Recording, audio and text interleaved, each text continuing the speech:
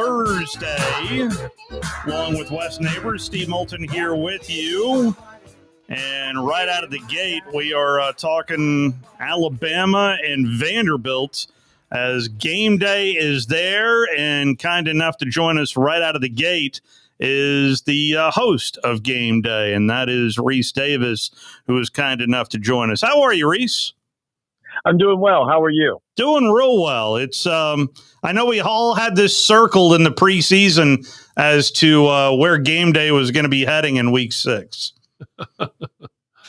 Well, there are a few that we know in advance, and so this was certainly one of them. This has been penciled in for several years. So, I tell you what, you realize how old you are because I was thinking back. I was reading some stuff this week and saying they haven't. Alabama hasn't lost to Vanderbilt in Tuscaloosa since 1984, and I was like, it was like 41 years, and I was like, oh no, I was a freshman then. Yeah. It's been 41 years. Yeah, I know somebody was on the field that day too. Yeah. I believe, right? I know. Yeah. That's the truth. We were talking about that yesterday, and I graded like a 90 something, and we didn't play bad at all. I mean, almost every offensive lineman graded a winner, and we still lost the game. It's just, there's so many different things that can happen in a football game, and to lose it and turning the ball over is the number one thing. I mean, we fumbled at the one twice, not once, twice. Yeah, I mean, you think about that for a minute.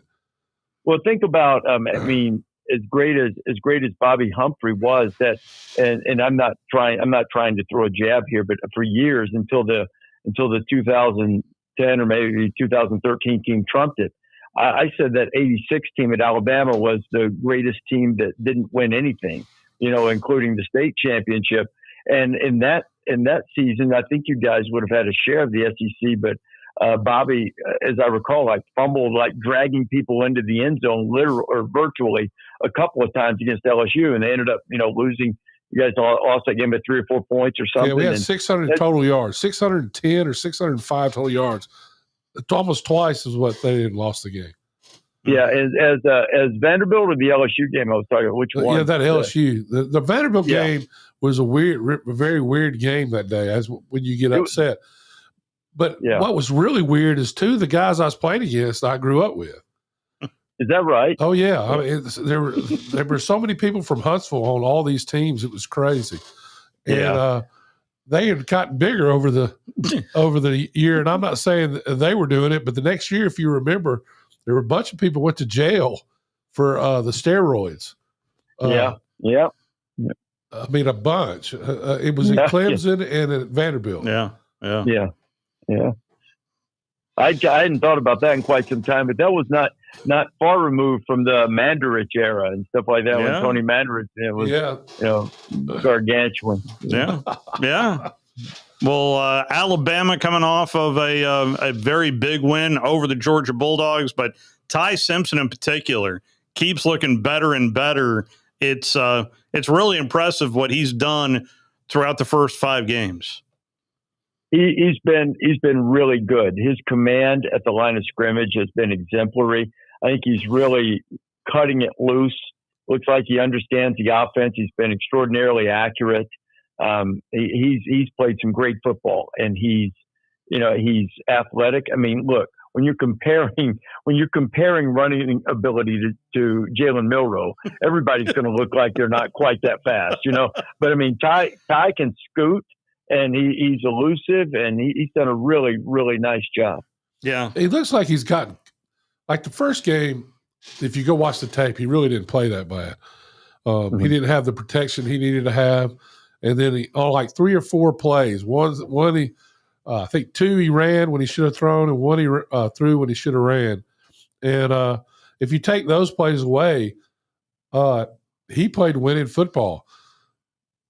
Didn't turn the ball over, but his face, during the broadcast, looked like he was watching a ghost. I mean, he didn't look comfortable at all. He seems to look comfortable now, and if you can look comfortable in Georgia, with their players and their fans, you can look comfortable almost anywhere. Yeah, I mean, that was a big night for him, and a big night for the program and for the season. to, like I think, I don't know if I said it to you guys or someone else, but it wasn't a must win, but it was a must compete throughout, look as if you belonged, and must have a chance to win. And, they did all those things, and then they won the game. And I imagine they probably derived a great deal of confidence from that. And it'll be interesting to see how that plays out Saturday, because Vanderbilt's good. Vanderbilt's not, some nice little story, and we're just here to find out if Alabama can get revenge. I mean, think of what's at stake for Vanderbilt. If they win the game, then you have to take them seriously, certainly as an at-large playoff contender, but you have to take them seriously as a threat to get into the SEC championship game. Now, it doesn't mean those things aren't available to them if they lose. I'm not saying this is do or die. But if they were to win, then I think they've announced pretty emphatically that they're here for the long haul in the fight. Are we expecting any kind of Johnny Manziel appearance Saturday morning? Well, I can't tell you all of that. You have to wait and see. It's been pretty well publicized. I will say this, that while I hope things have improved, my guess is that 8 a.m. is still kind of early for John football. A little bit. Really early. That is very fair. That's my guess. Yeah. I don't know that for a fact, but that's my guess. So. Gunner had a couple of really good runs against Alabama's defense, and something tells me we're going to see quite a bit of Diego tucking and running on Saturday. They have statistics can lie to you, especially early in the season, but Alabama has a couple that will raise your eyebrows. One, there's an advanced stat called tackle percentage, and it's as basic as it sounds. Your opportunities to make tackles and how often you do it. Their tackle percentage is like 80%, and that's 112th, I believe, in the country. They're kind of middle of the pack in terms of total missed tackles. Pavia is top 5 in the country in yards on scrambles, and he's also among the best in yards after first contact, which means among quarterbacks, which means he does a really good job of, as we saw in the game last year and really saw for the entire season last year. First guy doesn't get him. You have a much like John football. You have a real difficult time getting a clean shot at him. So I think tackling, which is as simple as this sounds, but not missing tackles, keeping him contained, not letting it turn into complete broken plays, and not letting him convert on third down as often as he did against Alabama last year, and as often as Alabama did against Georgia on Saturday night. That was a huge deal in that game. Yeah, it really was. Talking to Reese Davis right now on the Neighbors Wealth Management Hotline, and it's, to me, this is the best Vanderbilt team I've seen in my lifetime. How about you? Yeah, I think so. I mean, what was that? I hope I get the name right. Whit Taylor, those guys, they had some good teams, but I think Kurt Page, was a quarterback that was good for them. They had some good receivers at different times over the years. James had a couple of good teams when he was there before he left for Penn State. But I would say that this looks like the best one. They're old. I mean, they're one of the oldest teams in the SEC. They've got a lot of guys who played a lot of ball, who've been around, and they also are very well coached. And Pete Thamel was telling me today that a lot of the scouts he talked to said that they didn't expect Vanderbilt to have this surprisingly big number of players drafted, but they're execution monsters.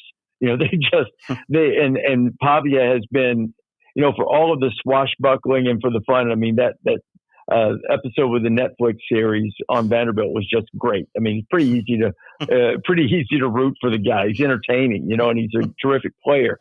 But he also makes a tremendously high percentage of the right decision. And he's improved that even from last year to this year. And I think it makes them formidable against anybody they play. They're old. They're not going to get intimidated. They've got a guy who can create something out of nothing. He's got a great bit of swashbuckling nature to him. And they don't beat themselves, and they make really, really good decisions. Clark Lee compared this Alabama team to the second team that he had at Washington. Do you see any comparisons there of this Alabama team to that team that Kalen took all the way to the title game? No, I mean, that team was loaded at receiver. I mean, Jeremy had trouble getting on the field consistently. There were so many good receivers, but he was young. He was young in a transfer, and so they had elite receivers. This group does as well, and Jeremy Bernard's been just tremendous. Isaiah Horton has been good. I know Ryan Williams has had some struggles, and they've got some depth there as well. I think also one of the things that you looked at with that Washington team that year is they didn't really run the ball great early, and they got better as the season went along. So I wonder if that is going to manifest itself too, because Alabama's not running the ball great, especially against their Power 4 opponents up to this point. There are some things that I'm sure one would argue in the passing game that's a bit of an extension of the running game, but just pure old-fashioned running the ball, it hasn't been great up to this point, but it did enough last week to keep Georgia honest. Yeah. So it'll be I think a key for them to get better at that as the season goes along. But yeah, I think an accurate quarterback. I mean, what Michael Penix was, he was sensational. If Ty Simpson plays the way Michael Penix did that year, it's going to be a good last 2 months of the season for Alabama. Joe Klatt said yesterday that there's not an elite team in the Southeastern Conference, and the top three that he had was I can't remember the exact order, but it was Oregon, Penn State, and I think Ohio State, Penn State, Oregon. It is. By the way, if you were to ask me who's going to the SEC championship, I don't have a clue right now. But is there any truth to the SEC not being elite right now? Well, it depends on your definition of elite. And what I mean by that is, are there teams in the SEC that I think can win the national championship? There are, but identifying which ones exactly you would favor in that scenario is a lot more difficult. I would agree right now that I don't think there is a team in the SEC that is as good as I have Miami number one. Okay. So if you have Miami, if you think it's Miami, Ohio State, and Oregon, which I do, is the top three, I would say that there's not there's not an SEC team that has up to this point proven to be like that. But it's still just the first Saturday in October. They'll get a chance to get there. So there are threats, whether that's Texas A&M, but all of these teams have struggles. I think the team right now, I think you can make a pretty good argument that the team with the highest upside and potential to be that might be Alabama. But Texas A&M, I think, would be one of those teams. And if Texas gets the offense straightened out, then certainly they would be, because their defense is superb. If Texas gets Arch and the offense straightened out, it'll be Texas that will have the chance to be that elite team and the lead dog in the SEC, so to speak. So the other story that is, it's at least making a little bit more noise here in this state, it is what's going on down at the Plains. And I heard it this morning from Jake Crane on our morning show, saying flat out, if Auburn does not beat Georgia, that Hugh Freeze is gone. That I just, we've already had one SEC coach let go, and Sam Pittman. See, I was told that he's really sick. Really sick. Well, I'm not. Yeah. Well, I'm not going to respond or speculate on anything like that. Yeah, I mean, because I certainly hope that's not the case. I hope not too. Yeah. Well, no, he's been diagnosed. I don't want to. I don't want to get into that at all, because I don't know anything about that. No. But I will say this: just on the field, they certainly haven't performed to the level that they would expect. Also true, they lost 2 games that they had chances to win against teams that are top 5 or top 5-ish teams. I think they look good, except for on the last. I think they're good. I think everybody. I think everybody is overreacting. 100%. They need to. Jackson Arnold needs to get rid of the football a little more often. Do something. A combination with the line needs to protect him a little bit more. Whether that's speeding up the decision making, the processing, whatever it might be. The line hasn't done as well as it could, and he hasn't helped them, by holding the ball. That has to change. That is a legitimate critique of what needs to be better. But their defense has been great. And though A&M outplayed them up and down the field, their defense, Auburn's defense, stopped them often enough to give them they had the ball and a chance. And Oklahoma too. Those in this day and age of college football, saying you're going to fire your coach because you lost at Oklahoma and Texas A&M, both of whom are off to great starts, both of whom are playoff contenders, is kind of crazy. Just let's wait, see how the rest of this plays out, and see if Auburn reaches its potential, which I think is pretty solid. I think they're good. I know their defense is good, and I think their offense can be good because they've got some dudes they're going to catch the football now. They've got some dudes. Yeah. So, if they can get that figured out, they're going to be dangerous the last couple of months of the season. 100%. Is Miss Terry going to be on the set for the? She's already.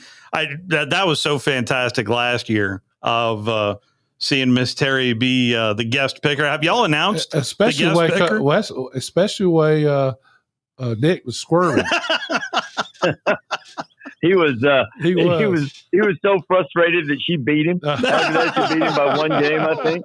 So, but at any rate, I know who it is, but I'm not sure if we've announced it yet. Just to be honest. So, gotcha. Yeah, but it's a big name, so it'll be fun. It'll be fun. Fair enough. He is keeping everything close to the vest, as a company man should, and that is exactly why we enjoy the insight that we get from the one and only Reese Davis. Thank you so much for the time, sir. All right, guys. See you later. Right, bye-bye. That's Reese Davis. Let's go ahead and take our first time out. David Cutcliffe is in the on-deck circle. We'll be right back with Coach Cut next.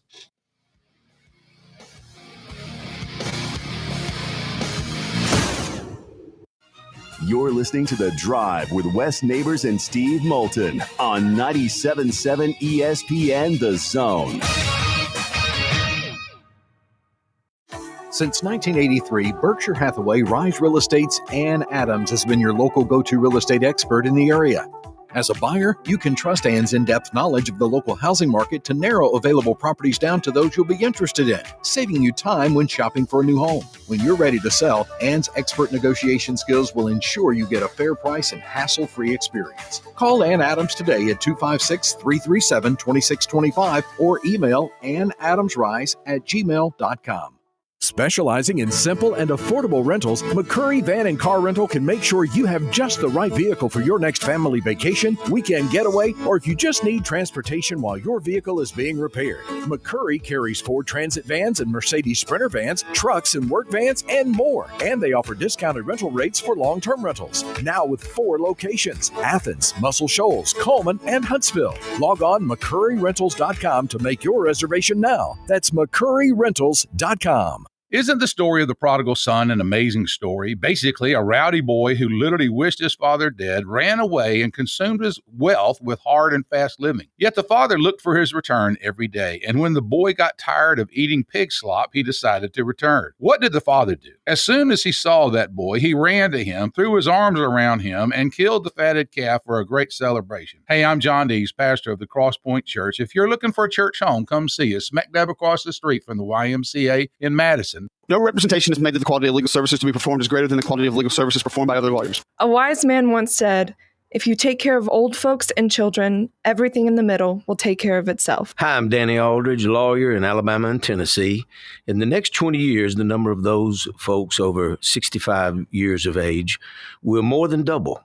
In our golden years, the most important goal is to be treated with dignity and have control over doing what makes you grateful with those you love. At the Aldridge Law Firm and the Legal Town Center, we're dedicated to help you with these goals, and we'll be there when life throws you those inevitable curveballs. Let us assist you with your legal needs, whatever they may be or become. You may reach us by phone at 256-534-3188 or online with Dan at danaldridgelaw.com. Just remember, we're here to help. Whether it's personal injury, wrongful death, fraud and cheat, or estate planning made complete, we're here to help. By now, you know about Eagle Masonry and Insulation, and maybe you know that Eagle also does landscaping and dirt work. But how about after paint work? Shower doors, shelving, and mirrors, all taken care of by Eagle, the same Eagle that takes care of all your masonry, insulation, and landscaping needs. Eagle brings the same level of expertise to all these disciplines, and they're ready to provide you with a free quote. The website is the same, insulatewitheagle.com, as is the phone number, 256-755-1556. Give them a call and see what Eagle can do for you. Eagle saves you time. Eagle saves you money. This segment of The Drive is brought to you by Woody Anderson Ford, located online at woodyAndersonFord.com with 2 locations, Hughes Road in Madison and Jordan Lane in Huntsville.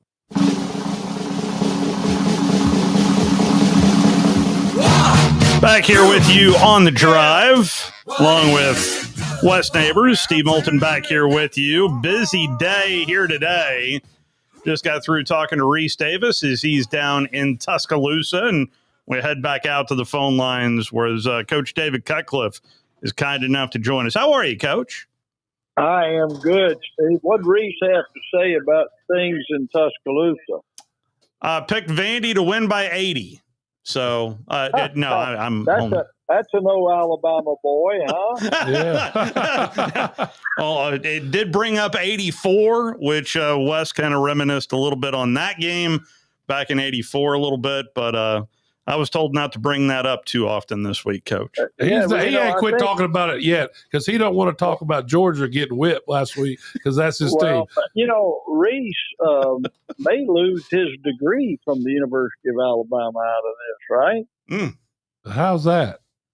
Well, talking about Vandy winning. No, he's not. He didn't say that. No. Steve's just making up. Steve's in La La Land. He's still down, Coach, because his team got beat again. Catch the ball. Alabama. Catch the ball. Catch the ball. Just catch the ball. You know what? That's been said for a long, long time. Protect the ball. Catch the ball. Yeah. Take care of the ball. You realize you have one ball and you have 22 players. And I'm going to tell you something, guys. Yes, you have to take care of it.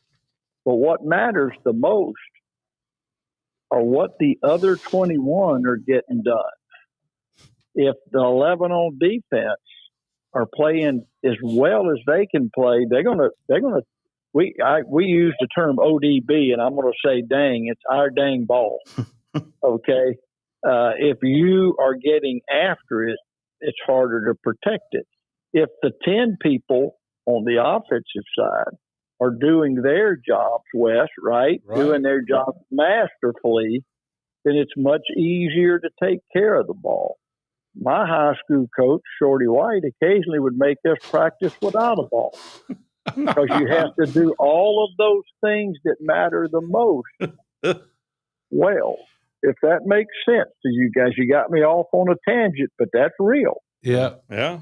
So what was Coach Shorty White like? I remember him like I used to see him all the time, but he was gone when I got to Alabama. Yeah, fierce. A fierce competitor.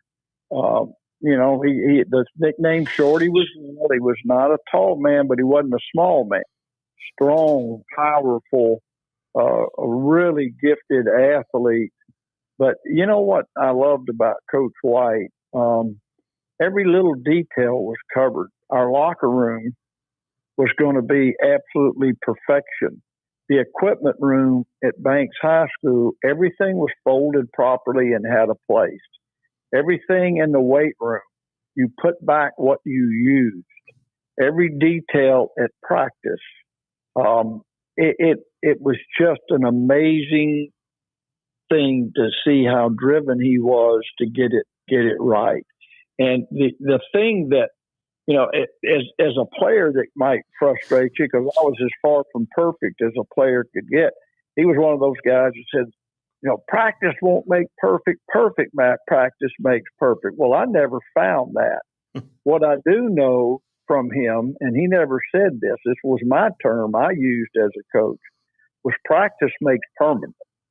What we do repeatedly in practice is who we're going to become.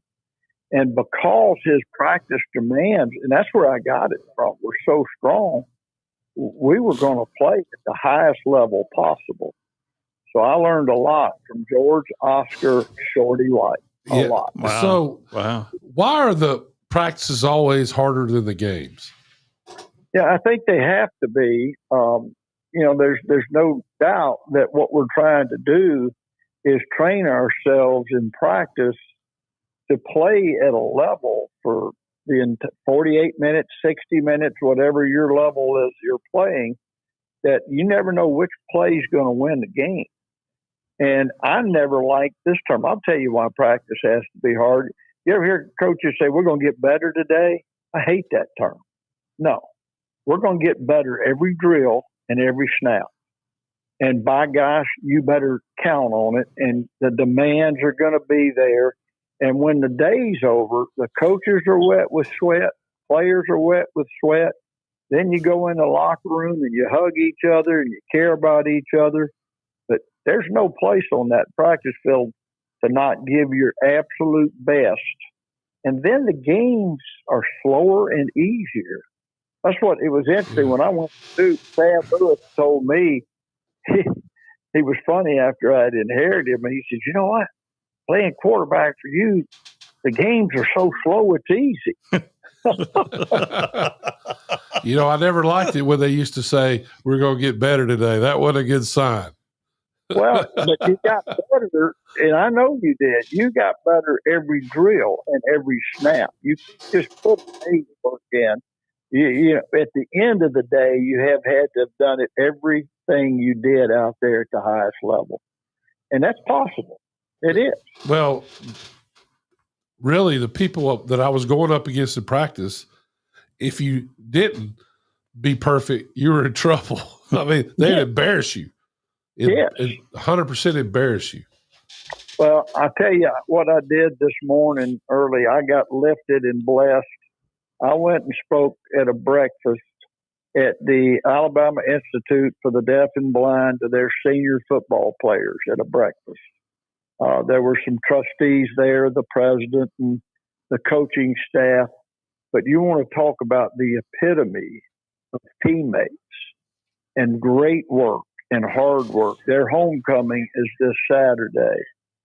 I had the time of my life. Those young men inspired me beyond anything I'd ever been inspired. And they have three that are, severely visually impaired, and the other are hearing impaired.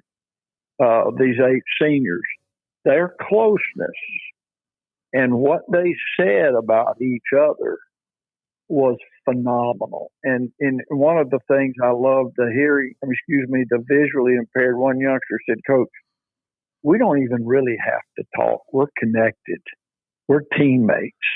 Our body language says everything it needs to say. And I couldn't get enough hugs from those young men and smiles. I'm blessed. And it's in Talladega, Alabama. It's been there a long, long time. I knew they had played 8-man football, but I was so impressed with the 3 coaches, so impressed with the administration, everybody there. And by the way, the 2 ladies that cook breakfast, you want to taste what grits are supposed to taste like? Come on down to Talladega, Alabama. We had eggs, bacon, sausage, and grits, and it doesn't get any better than that, folks. It really doesn't. It really doesn't. That sounds fantastic, Coach. But they work hard at practice, and what I kind of put together for them was what to expect from the rest of their lives because of this commitment they've made to being a great teammate and being a great effort, practice, and game player. I'm excited to see what those young men accomplish with their lives. Well, Coach, I hate to change the subject, but I did want to at least ask you about the comments from Lane Kiffin yesterday during the teleconference, mentioning that this world that we live in right now in college football, believing that the dynasties of Alabama and Georgia are kind of the thing of the past. And if college football stays pat right now, those dynasties are long gone. Did you hear those comments yesterday, Coach? I did not, but I completely understand what he's saying. I don't disagree with him that things are harder than they've ever been. Fans are going to get disappointed more often than they ever have been. There is a parity that exists, and it exists for a lot of reasons. One, we're year by year trying to train a football team. So you have to take your calendar and almost turn it upside down from what we've done in the past. Development is an interesting year by year challenge. Players that go to the typical dynasty schools, right now they're making a lot of money. They choose to go there, but if you're in there and you're not a starter, you can go make more money somewhere else. And so wealth is of talent is spreading. I could go on and on as to why it has created parity. I don't particularly like the system we're in at all, but I have gone to practices where you're mentioning those two schools that dominated things for so long, but I've been to other practices that when I were to go through from drill to drill, I'd see 2 to 3 first rounders in the defensive front. Then I'd go over to the offensive front and arguably maybe 2 to 3 there. Then you might have a Heisman Trophy candidate, a running back, receiver, or quarterback. You may have a first round linebacker or 2. You got a couple in the secondary. And when I go to practices anywhere now, and I have friends, I go in some of the practices of other leagues when I can. I don't see that. I've got a lot of my coaches are coaching. I got coaches that are Ohio State and Penn State. And, one of the things they tell me, it's harder for them to keep their best freshmen because they're so good, at other positions, they're not ready to play. And then they leave and go somewhere else and they're having to play against them. And they talk about how difficult that is. So, it's, there's, I think still traditionally we're going to see the best teams be the best teams. But I don't know if Lane's right or wrong, but we don't know yet. It is an interesting time. What does rev share really mean? Does anybody really know what's going to happen? How is the governance going to work? I don't know the answer to those things, and I'm kind of somewhat in it. I was on a Zoom this afternoon with some NCAA people that really did a great job kind of piecing some of the things together, and it had other, conference administrators on it. But when it was all said and done, an hour and 15 minutes later, I'm not sure what was accomplished. Yeah. It's a complex legislative process still. So, I try to dive in it. I do think that the people in Indy, what they've done that they've never done, and we were asking for it, is that they have put 3 for sure and maybe 4 people that are dedicated to football only, studying nothing but football issues. And, they've never done that because from a revenue standpoint, basketball is their revenue maker. Yeah. But, I'm impressed that they did that. That's a dedication to try to make things better. But, I wouldn't argue with Coach Kiffin, but I wouldn't put a rubber stamp on it either. Fair enough. I know one thing that we've talked a lot about is 9 conference games, and now that it's here, I've been more in your camp than I can say behind you, Coach, and doing this a little bit blind before we go through one cycle to see what the committee is actually going to do. There's a lot of trust there. There is. Thank you. That's feels like we're flying blind a little bit, Coach. Here's the decision. The decisions are either legal or fiscal. Let's face it. And that's reality. And I'm not going to say, that's the end of story. It's not, but it is an absolute challenge to coach in the SEC. I've done it. I've been an assistant coach for 19 years and a head coach for 6 years, and in that league. And with 8 conference games, it's been a very difficult path. So, they've done it as well as they can. This is not the conference's decision. That's institutional. People need to understand that. Okay? Yeah. That's where it comes from. And, you look at what television puts into these programs, and you look at what revenue is needed to continue to move forward. It was almost inevitable. But it's going to be hard to get used to really, really good football teams having 3 losses. Yeah. And I saw Lane say something to the effect, people look at an 11-1 team and a 10-2 team, and that 11-1 team's got every advantage. And he may be right, but we're going to adjust in that world. I do believe that your strength of schedule and opponent's strength is going to make a significant difference in the league. We don't know that. But because it didn't last year. Exactly. No, I absolutely agree with you. But I've sat in on some CFP meetings, and they're very aware that the process has to be improved. And, but people are human. And, I've talked to guys that were on that committee, and, I think they tried.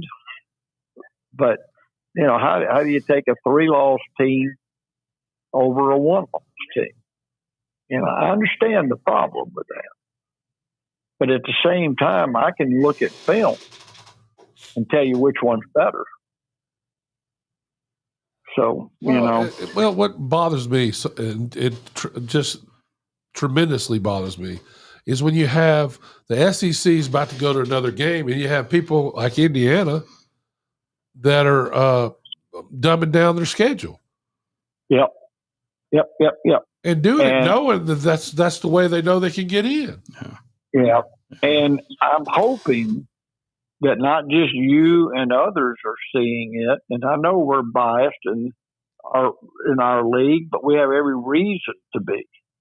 And the reason it just means more is our fans, our commitment to football, every aspect of it.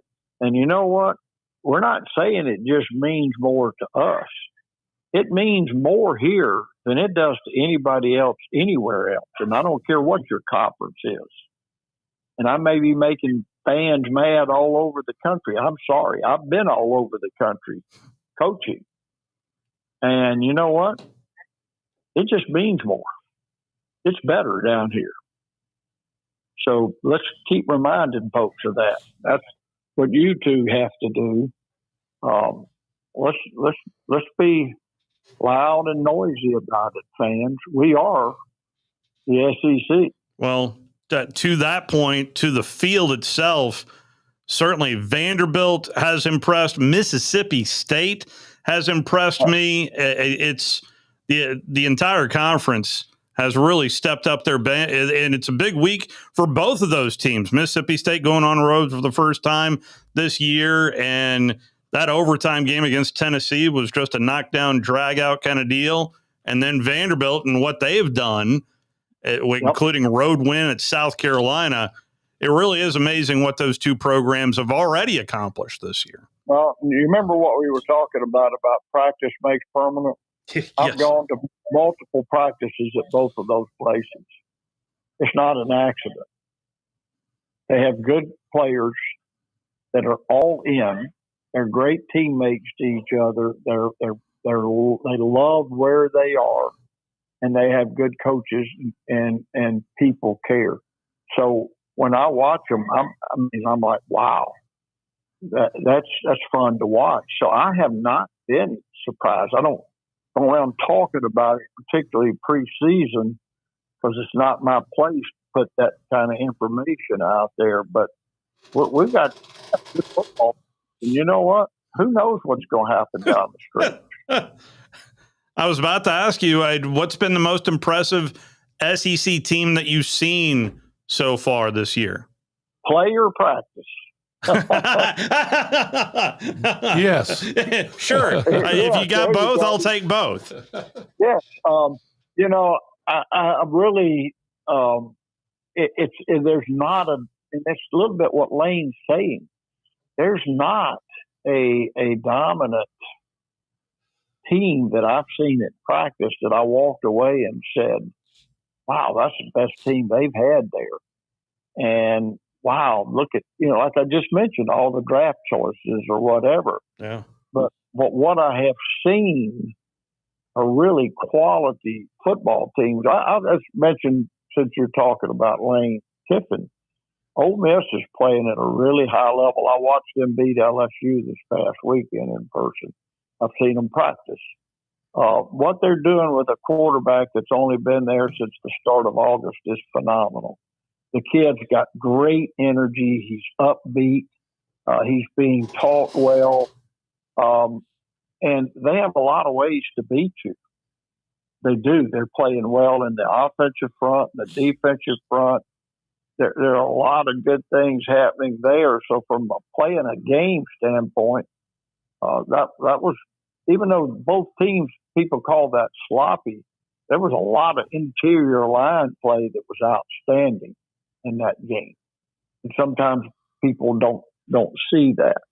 I watched Georgia practice, and, I left that practice thinking, my goodness. And it wasn't one of their teams that, like I'm saying, again, oh, God, look at all those giants that drafted. You want to talk about with inspiration and pride and work ethic. And I'm like, these guys are hungry. Now, did you when you were at practices, did you used to have the Mr. Microphone like Kirby got going? No, I do not do that, and I never have liked that. I have used I spent some time in a tower, and so I used the megaphone occasionally to get attention of someone or get a point across, but very rare.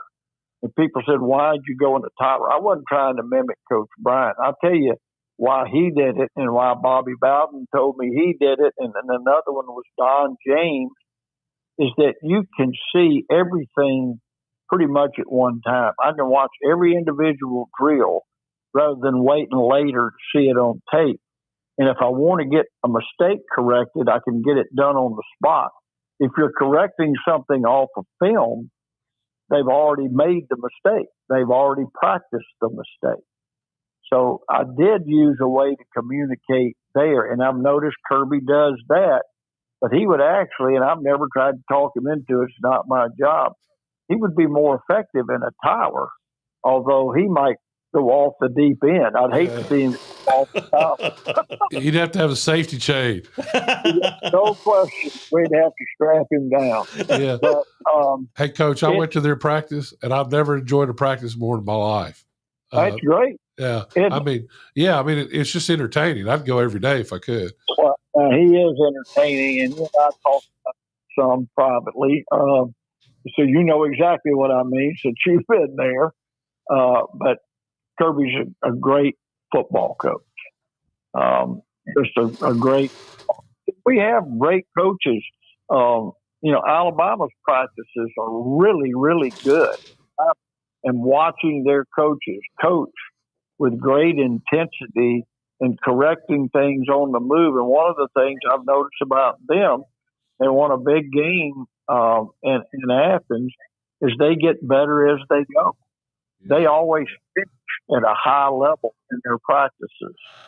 That was something Coach Bryant believed in. If you're going to be a good fourth quarter team, you have to practice that way. So I'm not trying to give away any secrets, but, man, I'm a fan of all 16 of them.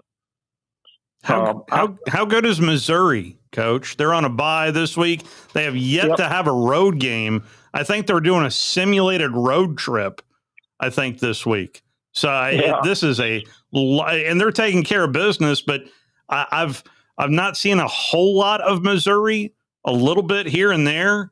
But what do you think of Missouri? Oh, but they're good enough to beat anybody in our league. You know, the quarterback is playing at a high level. Yeah. I think I've known Eli a long time. He used to come visit me when I was coaching at Duke. We would talk offensively. He watches practice in spring ball. He's a really good football coach and a very, very bright guy. And they're doing a lot of little things really well. And again, to try to predict, don't say that Kentucky's finished. Don't say that South Carolina's got issues. No, we don't know what's going to happen. Don't tell Sellers that they can't win. Try to defend. Now I watched him. I've sat in a quarterback meeting room with him, extremely impressed. You know. So all the way across the board, guys, that's what I mean, and it's what Lane, I think, means. Get ready for some surprises. Yeah. You know, it's kind of like Christmas every Saturday. Really, it's wrapped, and you unwrap it on kickoff, right? I happened to be there Saturday in Athens, Coach, and it was an electric atmosphere, just a high level game. And it was, the fans really brought a lot of energy to that game. Yes, and it's a great place for football between the hedges. And, you know, if you can silence that crowd, then you have done the impossible. That student section they stay riled up. And it's a beautiful setting, a beautiful stadium. I mean, good gosh, the SEC's amazing. You know, I can just get in my car and point it in any direction now. And I'm going to end up in whatever stadium I end up. It's going to end up being a great ball game and a great experience. I got to at least ask you about Daniel Jones. I know we talked about his move to Indianapolis, but it's, the Colts are humming right now. Yeah, I'm so happy for him. I talked to him last night for about an hour. We kind of review the game and review him, and I don't get into schematics. I just get into the fundamentals and things that you know he wants to hear and know and see what I think. And you know he is such a special person, and that's why Saquon Barkley. I don't know if you noticed that, made strong comments about Daniel as a Philadelphia Eagle, both of them going out of New York because they were tight teammates. They're both great people. And he was so happy for Daniel. And, you know, Jim Bob Cooter's the offensive coordinator, who's an SEC guy with the Colts. Jim Bob played quarterback for us when I went back to Tennessee and had a great time with him. I had Jim Bob and Bo Hardigree in that quarterback room, and Bo's now calling plays for the Titans, and Jim Bob's the OC with the Colts. So we got them all over the place. Jim Bob's from Fayetteville, Tennessee, right up the road. That's it. And got the best name in the history of college football. No question. Now, who was his coach? What didn't he play at Alabama too, Coach? The Jim high Bob school? Cooter? No, Jim Bob's high school coach at Fayetteville. Oh, I'd have to think for a minute. You asked me one. I'm going to have you all look that up, but I think you're right. Lincoln County High School, played for the Falcons. I know that. I just can't think of who you're talking about, Wes. But anyway, it's always fun to get. Yes, sir. Yeah, it's a good call, Wes, to come up with that. I'm impressed. I think he played with my dad. We went up there one time, and I met him, and we watched it practice. I'm mad that you're right, and I can't pull the name out. I don't know why I can't, but I can't. And, I know why. Age is a booger bear, boys. Let me just tell you. Well, what I've adopted, Coach, is the roster gets longer and longer so it's hard to pull it out of the hat. That's the truth. We've gone way beyond 85, 105, 125. That number is in the thousands after all of these years. On that point, though, Coach, I'm glad you mentioned that. The 85 scholarships, how much of a talking point is it from coaches about increasing that number sooner? I think it's a big topic in their minds. I don't go directly there because they're in season, but you just got to realize that ultimately that has to be answered some way, somehow, for competitive balance. If the other three autonomy conferences are doing 105, that's 51 teams times 20 players that they're signing. That's well over 1,000. Yeah. So that's an interesting way to look at it, is it not? Yes, sir. Yes, sir. That is real. Lewis Thompson. Okay. There it is. Great job, Wes. and you're right. Played with your dad, was a stud, tough guy. Man, I'm impressed, Wes. He had a little help, but yeah, Google. Yeah. Google. Yeah. Steve, give him a gold star. Yes, sir. Y'all need to start doing gold star comments. Yes, okay? sir. Yes, sir. Thank you. Right, Thank you as always. Coach, thank you. Take care. It's Coach David Cutcliffe. We do need to take our final time out. Let's do so. We'll talk a little Auburn football at the top of the hour and figure out what's going on the Plains, even during a bye week. We'll be back.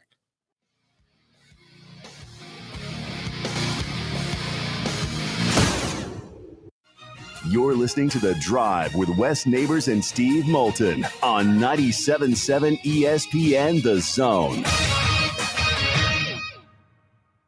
There's power in caring when it is put into action. Each year, our bankers serve on nonprofit boards, support our local educators, and volunteer with our hometown food bank. I'm Bobby Humphrey, Vice President of Business Development for Bryan Bank, and community service is just not a line item in our mission statement, it's who we are. Because after all, Alabama is our home too. That kind of commitment to community might not be what you would expect from a bank, but it's exactly what you can expect from us. Give us a call or stop by one of our 2 offices in the Huntsville area and experience unbeatable service and legendary results. Bryan Bank Equal Housing Lender, NMLS ID 2428943, member FDIC. We are a championship school, and school is in session. Makes a catch, makes them bang into each other, stays on his feet, breaks a tackle, scores! Join us Saturday as the Crimson Tide take on Vanderbilt at Bryant-Denny Stadium. Our coverage begins at 11:30 on your home for Alabama football. Your home of the Alabama Crimson Tide is 97.7 ESPN The Zone. Tom Abraham here for my friends at Your Home Window. Now is the time to take advantage of their huge end of summer sale and get ready for the fall. Right now, all windows are 35% off. All exterior doors are 40% off. Now you get the whole door, just the price is 40% off. And get this, 0% interest for 18 months, as in no interest, nada, none. As always, the estimates are free, as is the lifetime warranty. To make an appointment, go to yourhomewindow.com. That's yourhomewindow.com. It's an amazing time in our industry. Things are changing so rapidly. With digital signatures and workflow software, we help our customers work from anywhere. This helps you save time and money and upgrade your technology. Like I said, it's an amazing time to watch our customers grow and succeed. Just ask anyone. The Lion Secret. No representation is made that the quality of legal services to be performed is greater than the quality of legal services performed by other lawyers. Hi, I'm Danny Aldridge, lawyer in Alabama and Tennessee. At the Aldridge Law Firm in the Legal Town Center, we'll be there when life throws you those inevitable curveballs. Let us assist you with your legal needs, whatever they may be or become. You may reach us by phone at 256-534-3188. Just remember, we're here to help, whether it's personal injury, wrongful death, fraud and cheat, or estate planning made complete. We're here to help. What does it mean to be a part of the Southeastern Conference? That you paint your body, your car, and your dog your school colors? Maybe. But it means more than that. It means your alumni network includes the state, the country, and beyond. It means your school ring doubles as your resume. And yeah, you better believe it means more titles, like doctor, CEO, and Your Honor. Because this is the SEC. And here, it just means more. What does it mean to be part of the Southeastern Conference? That yours is the only conference with its own chant? Well, yes, but it means more than that. It means a study abroad program that might include reforestation in a mangrove swamp in Australia. It means finding your calling, your future spouse, your startup's co-founders, and of course, grilling tongs that play your fight song. This is the SEC, and here, it just means more. Your Fox 54 weather. I'm Chief Meteorologist Jordan Dressman. A mostly sunny sky this afternoon. Temperatures climbing into the lower 80s. Some of us could see the mid-80s, but in general, we're talking about the low 80s, which is about seasonal for this time of year. We drop into the upper 50s, lower 60s as we head into the overnight early Friday morning. A mostly to partly sunny sky Friday afternoon. Temperatures once again climbing into the low 80s. It'll be a beautiful evening for Friday night football. Your Fox 54 weather. Only on 97.7 ESPN The Zone. The Blitz with Joe Hunk and John Abraham. Weekday morning starting at 9 a.m. on 97.7 ESPN The Zone.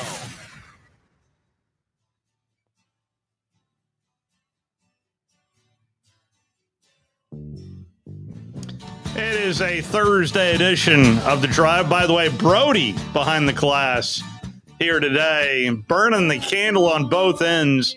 Oh, to be 18 or 19 again, right? How old are you, Brody? 19? 19, yeah.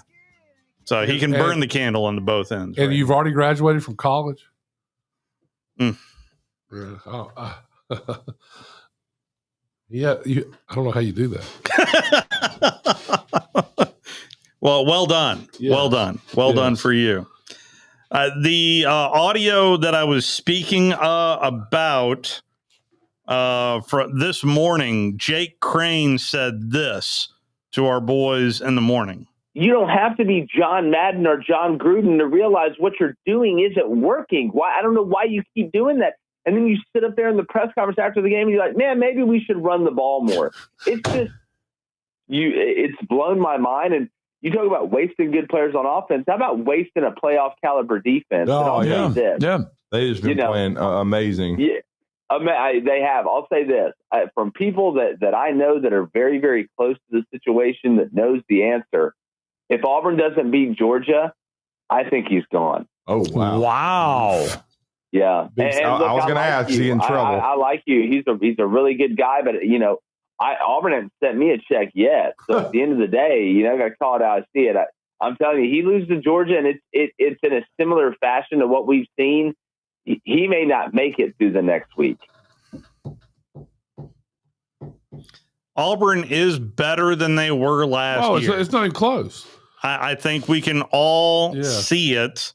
Hasn't equaled SEC wins. They're going to have to start over if they fire him. That's what happens. Are Auburn fans willing to do that? Hit the panic button and just start. Brody's an Auburn fan, and he's shaking his head yes. Well, so everybody says yes that doesn't have to pay that check, right? Because there's an NIL factor in it as well. Yeah, and there's. I've heard that.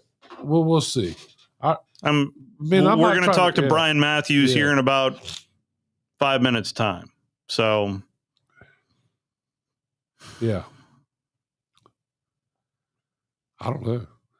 It's just crazy to me. This whole, I think he's close. They're close to being good.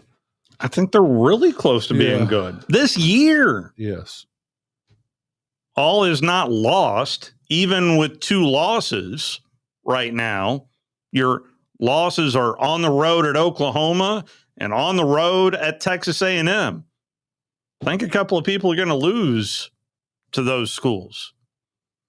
But Georgia is next. In fact, it's next weekend. It's a late night game. We do know that. We don't know the exact kick time until Sunday on how things shake out this week as to where the flex schedule is going to go. But it is a night game. Well, it's a 15% chance Georgia wins that game.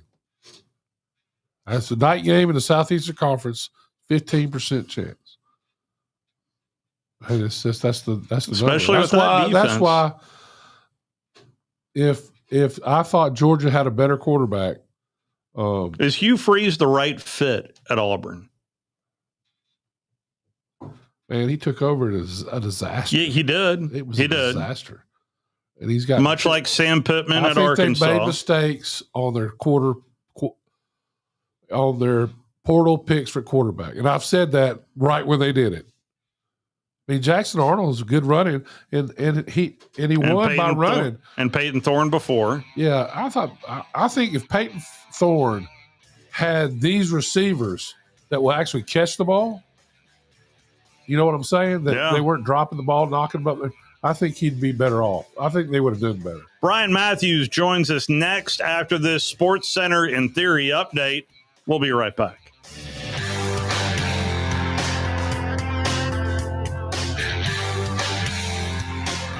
Hey folks, Arthur Seed, managing partner at University Kia, letting you know we are proud supporters of Alabama and Auburn football. Swing by University Kia today and check out our huge selections of brand new Kias, including the spacious Telluride 8-passenger SUV, the slick new K5, the sporty Kia Seltos. We've got perfect cars for every lifestyle and budget. Visit universitykia.com to view all our amazing offers and get pre-approved amenities, because we want to see you in a Kia. Roll Tide, War Eagle. Lake Gunnersville Ace Hardware is your locally owned and operated hardware store. We're not just about numbers, we're about helping neighbors, because our Ace Hardware store is part of your community. We're committed to being the helpful place by offering our customers personal service, quality products, and a convenient shopping experience. As the helpful hardware folks in your neighborhood, we promise that helping you is the most important thing we have to do today. Stop by and visit Lake Gunnersville Ace Hardware today, 1536 Blunt Avenue in Gunnersville. It's a Big Ten showdown in the Big House. Up and running. Justice Haynes in a foot race. They will not catch him. Michigan. The Wisconsin Badgers head to Ann Arbor to face the 20th-ranked Michigan Wolverines. Wisconsin, and it's a good one. And the Badgers return it. Wisconsin at Michigan. Coverage begins Saturday morning at 11:30 Eastern, with kickoff at noon Eastern on ESPN. WCZN, Union Grove, Huntsville, Alabama. 97.7 ESPN The Zone. This is Sports Center. I'm Nick DeLuca, wrapping up the Wild Card Series with 3 Game 3s today. The Tigers are on to the DS. Winsell Perez provided the big swing late. And it's set as Perez waits the delivery. Swinging a liner down the right field line. It's a base hit. 2 runs are going to score. Carpenter to third. A huge 2-run single for Winsell Perez, and Detroit leads 4-1. Mike Farron with the call here on ESPN Radio. Dylan Dingler with a go-ahead solo homer in the 6th. The Tigers scoring 4 in the 7th. The Perez double part of that inning. Tigers snap a 3-game losing streak in elimination games, advancing to take on the Mariners in the division series starting on Saturday. The Cubs and the Padres at Wrigley. It's still 2-0 Chicago in the bottom of the 6th inning. The 2 runs they scored in the 2nd have held up to this point, thanks to some strong work from the San Diego bullpen in relief of Yu Darvish after he worked just 1+ this afternoon. Cubs trying to advance to the division series. The game on ESPN TV, ESPN Radio affiliates, and the ESPN app. Meanwhile, in the NFL, Ravens getting set for Sunday against the Texans. Quarterback Lamar Jackson, a question mark. Still no official word on his status, but did not practice again with the hamstring injury that forced him out of last week's game against Kansas City. Ravens All-Pro safety Kyle Hamilton also did not practice with a groin injury, while the Commanders ruled out wide receiver Terry McLaurin for Sunday. Hey, this is Rich Eisen. Coming up Friday, Jags running back Travis Etienne, Tom Pelissero, and on the What's the What in the NFL, and actor Jeremy Piven in studio. That's Friday on The Rich Eisen Show on Disney+, the ESPN app, and ESPN Radio. 97.7 ESPN The Zone. Welcome to The Drive with Wes Neighbors and Steve Moulton. Call into the Neighbors Wealth Management Hotline, 256-576-4977. That's how I roll. And I'm not going to drink and drive anymore. That's 256-576-4977. Now, here's Wes and Steve. Walking you up to some Thursday night NFL action between the Rams and the 49ers. That comes up at the bottom of the hour. Over on our .2 channel, we will have a little series called the Yankees and Red Sox over on our HD.2 channel. Let's Talk Radio, WZZN. Let's head out to the Neighbors Wealth Management Hotline. And I know it's a bye week, but we've talked a little more Auburn football this week, and today in particular, about the scuttlebutt and what's going on down on the plains. And no better person to bring in than Brian Matthews, who is kind enough to join us from Rivals and On 3. How are you, sir? I'm doing great, Steve. Thanks for having me on. Absolutely. Well, the noise is getting louder, and I heard Jake Crane this morning on this very radio station utter the phrase, "If Auburn does not beat Georgia, Hugh is done." Tell me what you think. I mean, that would be my opinion, too. I wouldn't state that as fact. I don't know that for sure. But I think it would be especially tough for him to continue as Auburn's head coach if Auburn loses to Georgia and the offense goes out there and has another stinker, you know? I just don't think that's something he can overcome. I feel like what happened last week at Texas A&M, that pitiful performance on offense, I think it really just kind of the last straw for a lot of Auburn people that have had to go through 4 consecutive seasons that have been right there with Freeze as he tried to build this program right back up and put so much effort into recruiting and the portal and bringing all this talent, and for that talent to be out there on the field offensively and not be able to get over 200 yards and go 0 for 13 on third down. I just think that just ripped the heart of out of a lot of Auburn folks. It was I heard your question to Hugh yesterday about Cam Coleman, and so I'll let. Please, well, what did you think of that answer? Please tell the folks in case they didn't read. I didn't hear it. Yeah, I think it's a fair question. I think it's a fair answer, right? I ask him, do you need to get Cam Coleman the ball in better situations? And the obvious answer is yes, and that's what he said. He went on to say that sometimes defense bracketed him or cloud him, they call it now, double team them, I think is another way to say it, by putting a safety over top of him to try to take him out of the play. And he said when that happens, they need to run the ball, they need to get it to other receivers, other players need to step up. But I think all that's true. But I also think that there are plenty of offenses with star wide receivers that find ways to put those receivers in position to make plays, even if defenses are trying to stop them. And I don't see Auburn doing that at all. And maybe that changes this week. It needs to change because I think Cam Coleman is a special player. I think he's probably Auburn's best overall player on offense. Maybe it's Eric Singleton Jr. I'm not an NFL scout, but I think it's Cam Coleman, and I don't think we're seeing that. He's outside the top 100 nationally in catches and receiving yards, and barely in the top 100 with 2 receiving touchdowns. It's just not, it's not what you expect out of a Cam Coleman, right? You expect him to be one of the, most electric, productive, scariest receivers in the conference, and he's not close to that right now. He's running 5-yard hitches, and when he catches a pass, he's getting mauled by 3 defenders at one time, and that's just what Auburn's offense looks like right now. Auburn looks better to me from last year to this year, especially defensively. Their defense. But Auburn looks better to me this year than last year already, to me. Do they look better to you? Well, the defense looks like it's ready to contend, for winning 9 or 10 games and possibly being a playoff team. I mean, you can see it. They've recruited well on defense. They've built depth on defense. They've coached those players up. And you see the production on the field. And what you also see with that defense is a still more upside, right? You see a lot of young players making plays, and you feel like they can get better as the season goes on as long as they stay engaged and don't, kind of back off because the offense is so poor. And on that side of the ball, you see an offense that's recruited well, that's built some depth, and that can't get off the ground floor, can't do anything right, against Texas A&M. Took a step back from Oklahoma at A&M, last in the nation, giving up 21 sacks, abandoned the running game. That was so successful against Baylor, just completely abandoned it against Oklahoma and Texas A&M. So it's just hard to understand exactly what's happening on offense. And it's very, very concerning if you're somebody who follows Auburn close.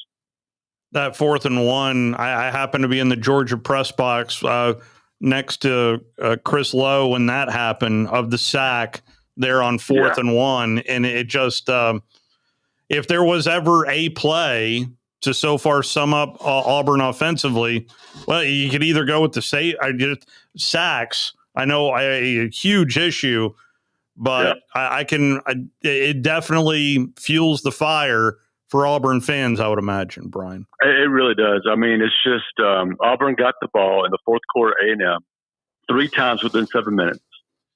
They ran 10 plays and totaled -1 yards.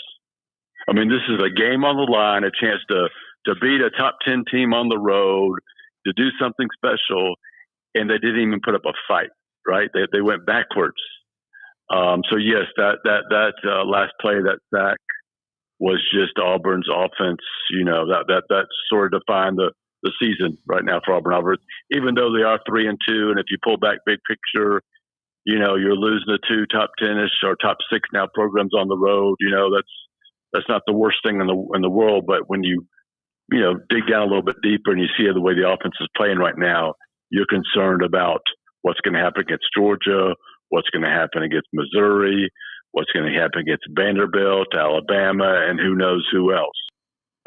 So yeah, there's a lot of consternation right now, I think. Wow. And this Arkansas pulled the trigger, but this is a different world that we all live in with NIL and revenue sharing. Yep. Does that at all play a factor if Georgia were to win next Saturday? I think it has to all play a factor, and I don't know exactly how it factors into the decision-making process for Auburn right now. I know that Hugh Freeze's buyout is not like one big lump sum. Auburn could pay that, over time, which makes it much more palatable, if you need to do something, if that's what occurs. I also think that the best time you're going to do something is sometime in the middle of the season, because there is that 30-day portal window. Right. But by midseason, most of your starters have played in, more games than they can to redshirt. So that sort of takes the I'm going to sit out and redshirt, away from them. They could still sit out, I guess, or I guess they could transfer midseason. That would be kind of awkward as far as school and grades go, but still, that's a better situation, I think, than wait until the end of the year when you're just going to have everybody jumping ship immediately. So I think there are probably some advantages to doing it as soon as possible. You also talk about the market. Arkansas is in there. Some other schools in the SEC could be joining Arkansas soon, like Florida. So, you want to get in there too if you're a school that's looking for a new head coach. So that plays a part of it. And if you're at Auburn, if it happens, I think G.J. Jerkin's the obvious choice to be the interim coach. He has head coaching experience. He's done a great job here. Does he deserve a chance to see what he can do with this team for half the season? I think that's a viable thing you want to do, take a look at him possibly. So I think there are a lot of reasons that Auburn might do something. Again, I'm giving my opinion. I'm not saying this is what's going to happen. Yeah. The only thing that gives me pause is the baggage that DJ's name brings. But of course, I would immediately look at what Arkansas just did. There's a little bit of baggage there too. Up in Fayetteville. Let's see how that works. Hugh Freeze came in with some bags himself, right? He did. Yeah. So it's just it is what it is, right? Wow. And so with hindsight, do you see what that message a week ago today as kind of it wasn't a vote of confidence from John Cohen, but it was kind of shaking the finger at Birmingham about the officiating a little. I'm kind of seeing that as I'm backing my guy. Well, to win a game, though, you got to score points. You got to move the ball in the fourth quarter. I'm not sure that came. That came on a Thursday, 5 days afterwards, or something like that. I just completely ignored it. I just thought it was silly, and really, it didn't really state anything. If you want to come out with a statement saying that the SEC should punish Oklahoma's coaches for devising a play and running a play that was against the rules, I might have thought that would be something different and something that might be worth discussing. But I thought his statement was just a bunch of, word salad to me. I mean, they blew the play. Okay. What good does it do putting out a statement 5 days later? Is there since I'm talking to you, but you still could have scored. Yeah. I mean, they went backwards in that game too. They did. In the fourth quarter. What we've seen is the first game, the rushing was done mostly by the quarterback. That's right. And then, then people are going to adjust to that, especially SEC schools. It's harder to do. That's right. That's right. And to loosen the defense up, you have to throw on time and throw complete passes. They don't have to be long passes. Mm-hmm. But when they're doubling somebody else, that means there's somebody man-to-man somewhere else. That's recognition. It has to be. I mean, and it's just not happening in this offense, right? Right, and they're very predictable. I mean, because Texas A&M could tell when to bracket them short, when to bracket them. I mean, they had them covered. It was, but they still try to throw it to him 2 or 3 times. Yeah. Throw it to the back out of the backfield. Throw it to anybody. He breaks a tackle. He can house it. They're just not adjusting. But I'm not sure how much it is coaching and how much it is the quarterback has the yips, which he had at Oklahoma. He was very consistent last year throwing the ball as well. I think that's part of it. I think there's all of it is fitting in here, right? I think the offense is a definite problem. To me, it looks like it's kind of pass you freeze by, but we'll see. Let me ask you this question. There's some talk that they're going to start the freshman against Georgia. I haven't heard that. If it was me, I would be starting a different quarterback, and I'd be starting a couple of different offensive linemen too. I think there needs to be some accountability on that side of the ball. Maybe the accountability should be in the coaching staff. I don't know, but I can see players that you would expect to do some things not doing it. So I wouldn't have a problem with them making a change at quarterback, but I have no reason to believe that right now. But we'll see. Wow. There is the news that came out in the spring about his illness, cancer. Is he fully? Do you know his health status? I do not. So I don't. And that's a whole different matter. Of course, it is. We're all, of course, hoping that he gets the treatment he needs and he 100%. Can kick this and everything. Absolutely. But stress is the worst thing to be under. Yeah, when it does have help, that disease, right? And I've had the disease. I understand that. I don't think there's any. There's very few jobs as stressful as being SEC head coach. 100%. Right? I mean, having to depend on 18-year-olds. Yeah. Oh well, Brian, I appreciate the candor. And where are you going to be Saturday? What are you going to do on a bye week this weekend?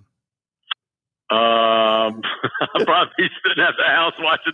Yeah. I wish it was a better weekend, though, right? We had all these great games last week. You're not going to saddle up for Vanderbilt, Alabama? Come on now. Yeah, that's one, though. I want more. I want more. Right? I think Mississippi State, Texas A&M is somewhat interesting. Yeah. State plays hard. They do everything they can to win games.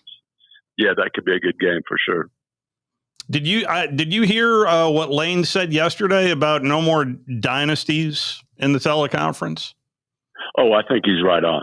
I just think the transfer portal, NIL, revenue sharing has spread out that talent to whereas Georgia and Alabama, for example, are not going to have second and third team players that can necessarily, go to Auburn or Florida or Ole Miss and start anymore. That talent's getting spread out more. So I think you're still going to have great teams. But I think I don't think there's going to be those dominant teams that are so much more talented than other ones. I think it's going to be spread out. I think that opens up opportunities for other schools to step up and have one of those special years. Yeah, especially when a couple injuries in one position can take your season. Yep, so.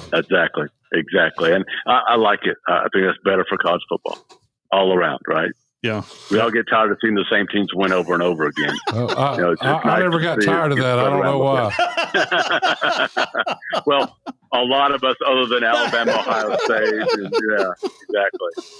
Brian, thank you so much, sir. Hey, I appreciate y'all. Thanks for having me on. That is Brian Matthews. Just going to sit back and watch some college football, as I will this weekend. Let's go ahead and take our one and only time out, walking up to some NFL football. We'll be right back.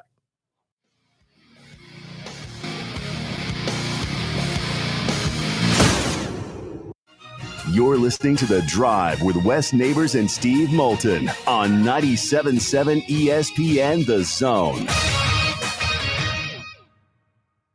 This is Bill Crawford with Crawdad's Countdown to Kickoff. I've recently had a stem cell procedure on my right knee from Dr. Charles Lee of Regenesis. Stem cells are harvested from your body and re-administered back into your body. This approach is painless, quick, and requires no lengthy rehab. My knee feels better already. Regenesis is located at 4601 Whitesburg Drive in Huntsville, Alabama. Call 256-715-8193 or Google their website for more information.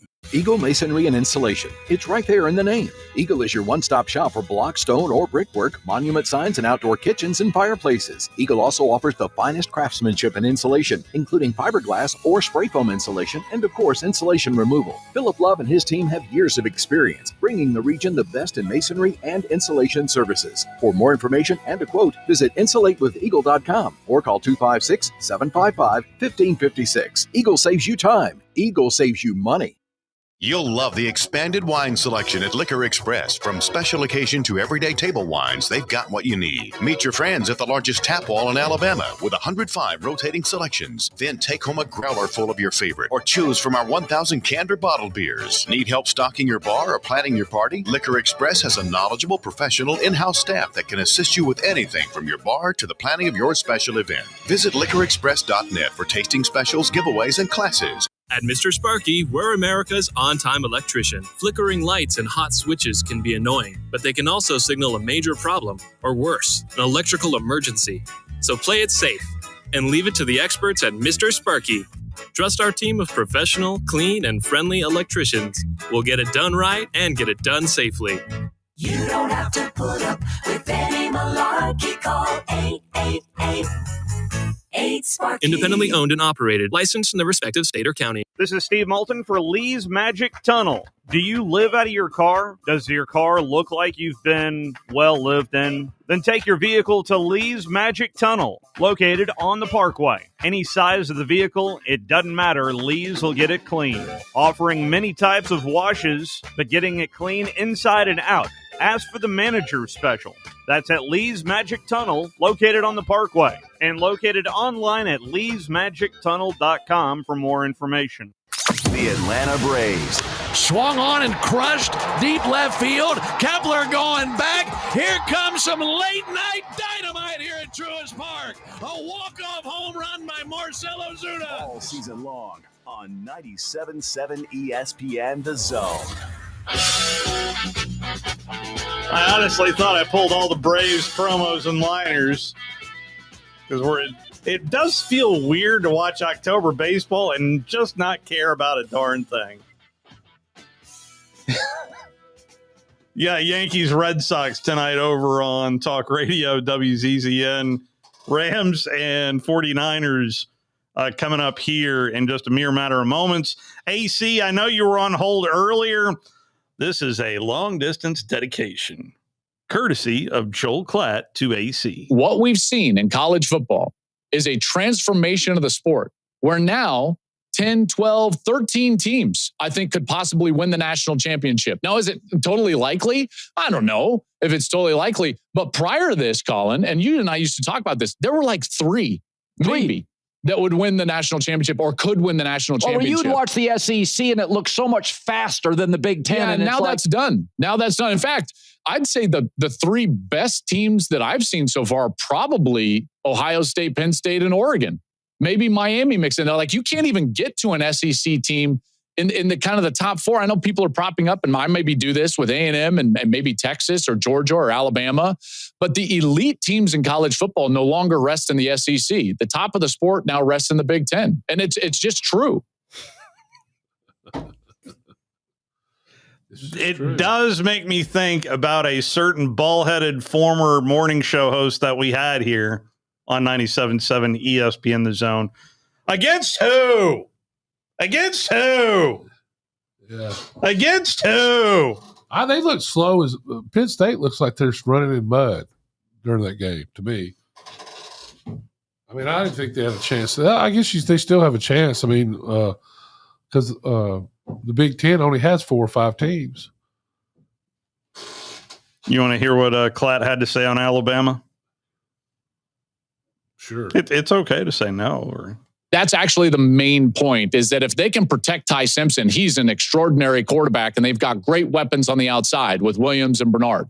So they can throw the football.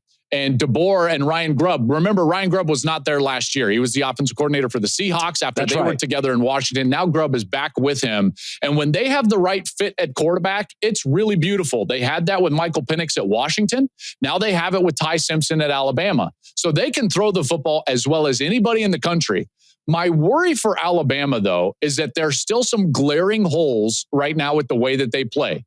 They gave up 200-yard rushing to Georgia. They gave up 200 yards rushing to Florida State, and they don't run the football very well. So Ty Simpson basically has to have a cape on his back. The game plan has to be perfect for them to go win. That makes me nervous in what I think is a balanced league. I don't think the SEC is a great league this year with a great team, but it's balanced. And it's going to be a lot of one-score games. They might be in a one-score game this week at home against Vanderbilt with Diego Pavia.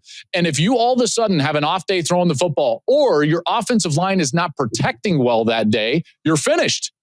You're finished. I think you run a rush for over 100 yards against Georgia. The way they... It's not nothing. No, So, I think they could be better. But they were given what Georgia was... they were getting in third and medium and completing passes. And they ran enough play action where at the end of the game, they were able to run a play action and have everybody suck up. For the game winning throw. You know what nobody talks about really, and I don't think, is it was 13-30. 13. They act like they could kick the field goal. Georgia's going to win the game. Georgia didn't pee a drop after they didn't get that 4th down. Not a drop. They had 1 first down the rest of the game. They did. And Alabama was backed up twice and moved it, and punt made them go, make them go 80, and they couldn't do it. I've only got about a minute left. Did you know something about Alaska's Fat Bear contest? This is the first year I've heard of it. Alaska has a Fat Bear contest. Well, it's just something else I'm going to have to go to before I die. Yeah. Well, the anticipation is over, ladies and gentlemen. We have a winner. Chunk, a towering brown bear with a broken jaw, has taken the top prize in Alaska's popular Fat Bear contest. This is Chunk's first win after narrowly finishing in second place the 3 previous years. The annual competition, for those who How do you know he's got a broken allows viewers jaw? to follow 12 bears on live webcams. Then they can cast their ballots in a bracket-style single elimination tournament. This year, the competition attracted more than 1.5 million votes. I'd have voted if I'd known about it. By the way, Merrill across the way. Yeah, I know Merrill. Just on it. When I said Fat Bear contest, oh my gosh, the Alaska Fat Bear contest. Yeah. I didn't get about anything. Chunk is the bear's name. Chunk. I had no idea. Evidently, this has been going on since 2014. He has a broken jaw. Who diagnosed Chunk with a broken jaw? Yeah, maybe that's why he's fat. Chew your food, Chunk. That guy went missing.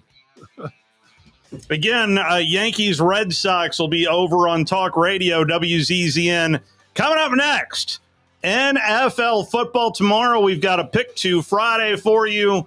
We've also got high school football going on tonight with Randolph taking DAR. Check that out on our app. Good night, everybody.